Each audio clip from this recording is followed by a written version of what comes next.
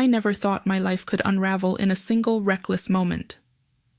My name is Emily, and from the outside, my world looks like a quiet, cozy dream.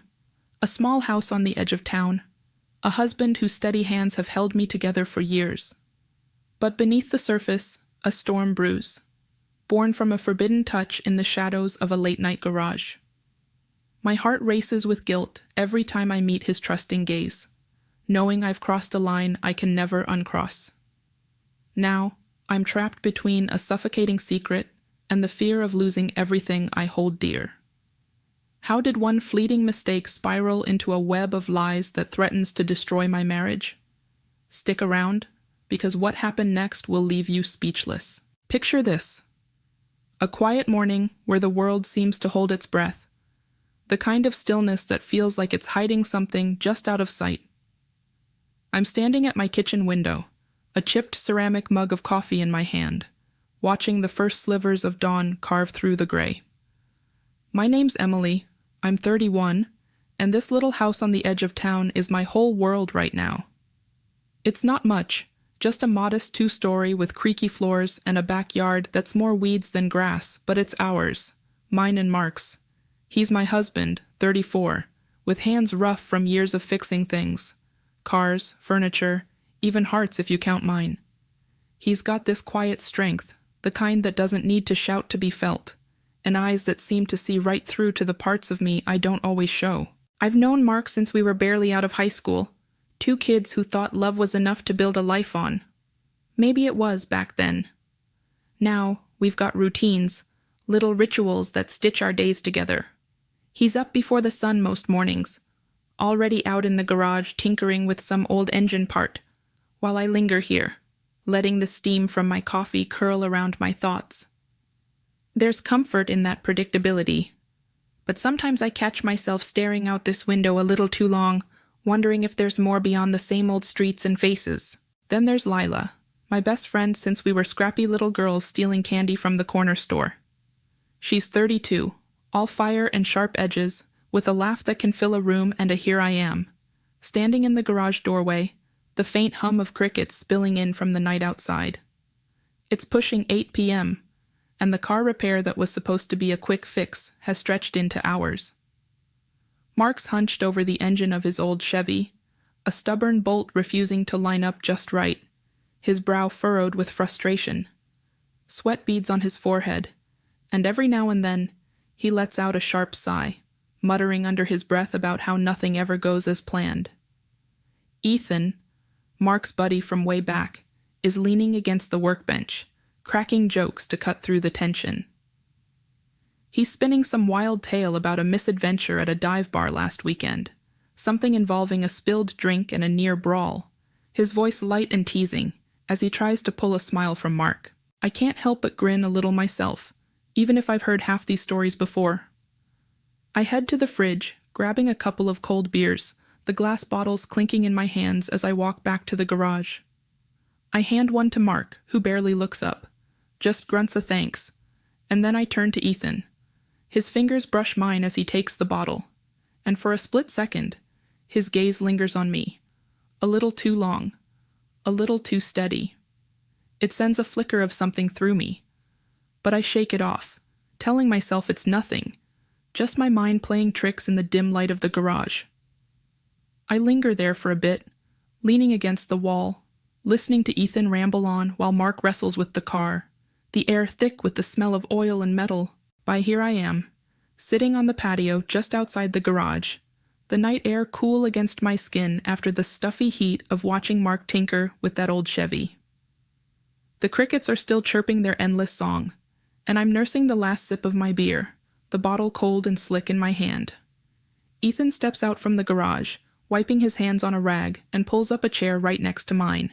He scoots in closer than I expect, and when he speaks, his voice drops low, almost a whisper, like he's sharing a secret meant just for me. He says he's noticed how I seem a little lost sometimes, a little lonely, like Mark doesn't see me the way he ought to. His words hit me like a punch, stealing the breath from my lungs. My heart starts racing, a wild thrum in my chest, and I try to laugh it off, my voice shaky as I tell him he's had one too many drinks tonight. But Ethan doesn't laugh. He doesn't back off. Instead, he reaches out, his fingers brushing a stray lock of hair from my cheek, and before I can pull away, he leans in, his breath warm and too close against my skin.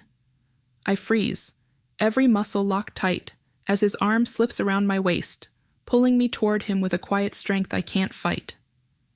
Then his lips find my neck, a soft, deliberate touch that sends a shockwave through me, half horror, half something dangerous I don't want to name. My mind is a storm, screaming at me to shove him away, to bolt back into the house where Mark is just upstairs, probably still washing up from the garage. But my body doesn't listen. It betrays me, caught in the heat of the moment, trembling under the weight of something I know I shouldn't feel. I manage to pull back just enough to stammer out that this is wrong, that we can't, that Mark is so close. But Ethan's eyes lock onto mine, dark and intense, pleading in a way that cuts through my defenses. He murmurs that no one has to know, that this can stay just between here I am, creeping through the front door of my own house just before 1 a.m., my clothes a little wrinkled, my hair a mess from the night I can't seem to shake. My heart's pounding so hard I swear it might wake the whole neighborhood, and my mind is a tangled mess of guilt and dread, replaying every wrong step I took. I ease the door shut behind me, barely daring to breathe, and tiptoe up the stairs, each creak of the old wood sounding like a gunshot in the silence. I pass the bedroom door where Mark is sleeping, his steady, even breathing cutting through the quiet like a knife. It's so calm, so trusting, and it makes my chest ache with a shame I can't outrun. I can't face lying down next to him, not now, not with the weight of what I've done pressing down on me. So I slink back downstairs to the living room, collapsing onto the couch, staring at the blank TV screen like it might hold some kind of answer. My stomach churns, a sick, twisting knot that won't let up, and my hands are clammy, sticking to the fabric of the cushion beneath me. I can still taste the bitter tang of beer on my tongue, a reminder of the hours I spent losing myself in a moment I never should have allowed. Shame burns through me, hot and unrelenting, making my skin prickle with every memory of Ethan's touch, the way I let things spiral out of control. I keep asking myself how I could have been so weak, how I could have betrayed Mark like that, right under his nose. Do I tell him? The thought alone makes my throat close up, imagining the hurt in his eyes, the way his quiet strength would crumble if he knew. But keeping this secret feels like a poison seeping into every part of me, rotting away the life we've built. And then there's Ethan. Will he stay silent? Or will he let something slip, whether by accident or intent, and bring this whole mess crashing down around me? I sit there for hours, lost in the storm of my own thoughts, until the faint light of dawn starts creeping. Here I am, pacing the worn-out hardwood floors of my house all morning, my footsteps echoing in the empty rooms like a restless drumbeat. Sleep was a lost cause after last night, and now every thought in my head is a jagged edge, cutting deeper with each lap I make from the kitchen to the living room and back again. Guilt gnaws at me, a relentless beast that won't let go, tearing into every memory of what happened with Ethan.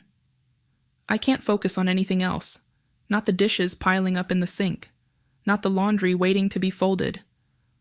All I can think about is how I've shattered something sacred, something I might never be able to piece back together. By noon, I can't take it anymore. My hands are trembling as I grab my phone and type out a quick message to Ethan, asking him to meet me at the old diner just a few blocks away. I need to talk, to set things straight, before this spirals even further out of control. He replies almost instantly, a simple, "Okay, see you there." And I'm left staring at the screen, my stomach twisting tighter. I grab my keys, slip on my jacket, and head out to the car, my heart lodged somewhere in my throat. As I drive, I rehearse the words in my mind, over and over, trying to find the right way to say what needs to be said, but every version sounds hollow, inadequate.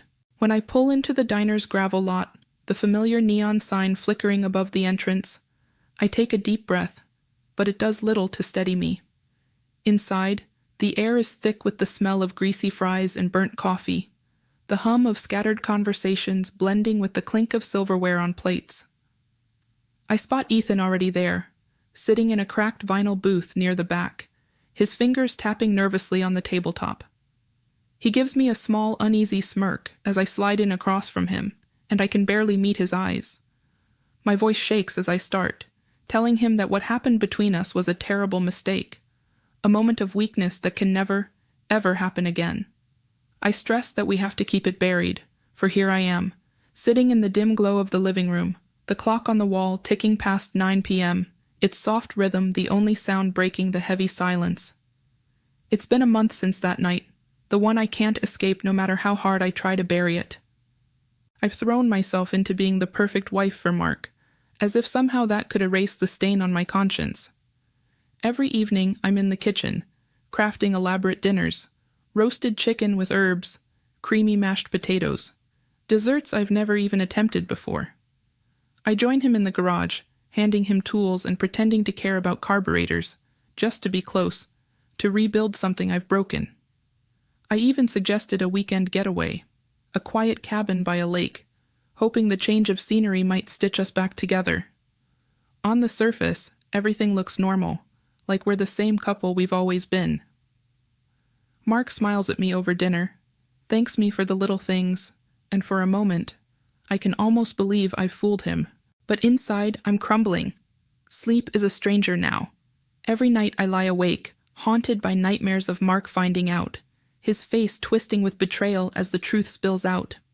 I see it so clearly, his quiet strength shattering, those steady eyes filled with a pain I caused. I jolt awake, heart racing, drenched in sweat, unable to shake the dread that clings to me like a second skin. And then there's Ethan.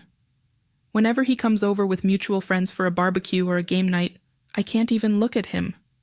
I make excuses to slip away, busying myself in the kitchen or stepping outside for air, my stomach twisting into knots so tight I can barely breathe.